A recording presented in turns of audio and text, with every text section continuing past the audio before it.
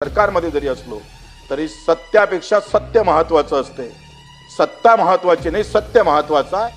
इकडे आग लागली आहे आणि सरकारमध्ये आहे म्हणून आम्ही म्हणायचं थंड आहे, फार चांगली अवस्था आहे. विरोधकांनी पण तसंच बोलायचं आणि आम्ही पण तसंच बोलायचं. तर हे काही या सभागृहातून त्या अपेक्षा नाही. पण कुठे सारखा जर गुन्हा ठरत असेल तर त्याला फाशीची शिक्षा दिली पाहिजे. आमच्या बोलण्यानं काही लोकांचे मन दुखत असेल, पण ही वस्तुस्थिती आपल्याला टाळता येत नाही.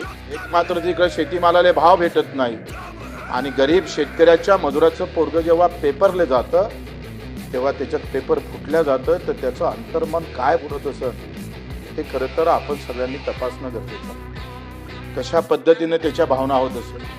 पैसे देऊनच जर आम्ही परीक्षेत पास होत असेल, ठराविक वर्गाचेच लोक तिथं अधिकारी पैसा ज्याच्याजवळ आहे तोच तिथं आम्ही पाहतो नोकरीवर लागत असेल, तर मग तुमच्या आमच्या सरकारकडून अपेक्षा तरी काय करतोय सरकारची यंत्रणा. एवढं सगळं असताना सुद्धा आपण पाहतोय सभापती महोदय, हे पेपर फुटायचं कारण काय हो? कोण माती खातं इथे? म्हणजे इथे अशा प्रकारची हिंमत होते कशी? पाहतोय तिशेत राजस्थानमध्ये जेल वॉर्डनचा पेपर घेतला, तो फुटला, तिथं मॅनेजरला अटक झाली. 2018 मध्ये ग्रामसेवक आम्ही पाहतोय भरती उत्तर प्रदेश मध्ये झाली, 173 लोकांना अटक झाली. 223 मध्ये TCS अंतर्गत नोकरीसाठी म्हणजे त्या कंपनीच्या अंतर्गत जेव्हा परीक्षा झाली त्याच्यात सुद्धा TCS कंपनीचा घोर झाला आणि तिथं सुद्धा काही लोकांना अटक झाली.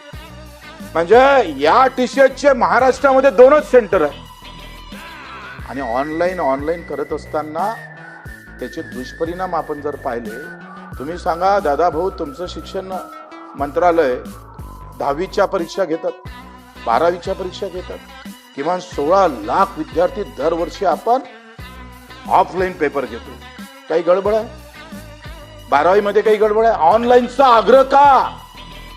सेंटर वाईज हॅक केलं जातं, सॉफ्टवेअर वापरलं जातं आणि आमच्या सगळ्या विद्यार्थ्याचा सत्यानाश करण्याचं काम करतात.